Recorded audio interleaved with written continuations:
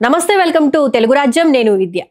రాజధాని అమరావతి నిర్మాణాన్ని భుజాలకెత్తుకున్న చంద్రబాబు దీనిని 2027 నాటికి పూర్తి చేయాలన్న సంకల్పంతో ఉన్న విషయం తెలిసిందే ప్రధాన భవనాలను ముఖ్య నిర్మాణాలను పూర్తి చేసే 2029 ఎన్నికల్లో అమరావతిని ప్రధాన ఎజెండా చేయాలని నిర్ణయించుకున్నారు ప్రధానంగా నవ నగరాలను పూర్తి చేయాలని అహోరాత్రులు శ్రమిస్తున్నారు ఈ విషయాన్ని ఇటు పార్టీలోనూ అటు ప్రభుత్వంలోనూ చంద్రబాబు చర్చిస్తూనే ఉన్నారు తన ప్రణాళికలను వారికి వివరిస్తున్నారు అయితే వీటిని పార్టీలో నాయకులు కానీ ఇతరులు కానీ పెద్దగా పట్టించుకోవడం లేదు దీనికి కారణం అమరావతి నిర్మాణానికి అవసరమైన ముడి సరుకును బ్లాక్ చేస్తున్నారని విమర్శలు వస్తున్నాయి ముడి సరుకును క్షేత్రస్థాయిలో రాష్ట్రం నుంచే సేకరించాలని కాంట్రాక్టర్లకు తేల్చి చెప్పారు తద్వారా ధరలు తగ్గి అమరావతి నిర్మాణ వ్యయం అదుపులో ఉంటుందని అంచనా వేశారు దీనికి సంబంధించి కాంట్రాక్టు సంస్థలకు కూడా ఎన్నో దిశానిర్దేశాలు చేశారు దీంతో రాష్ట్ర స్థాయిలో తూర్పు పశ్చిమ కృష్ణా జిల్లాల నుంచి ఇసుకను కర్నూలు అనంతపురం కడపల నుంచి రాయిని సేకరిస్తున్నారు ఇక ఐరన్ ను విశాఖ నుంచి సేకరించాలని నిర్ణయించారు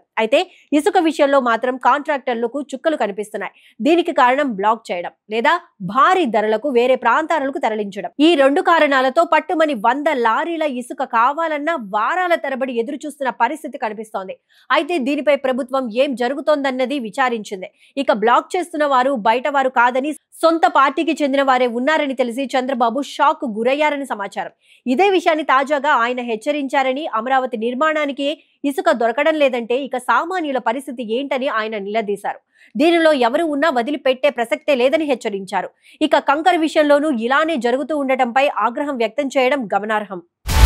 హలో తెలుగు రాజ్యం ఛానల్ చూస్తున్నారా సామాజిక రాజకీయ జీవన చిత్రణే తెలుగు రాజ్యం అతిశయోక్తులు అసత్యాలు ఉండవు రాజకీయ కోణం కాదు ప్రజా కోణమే కొలబద్ద తెలుగు రాజ్యం వీక్షణ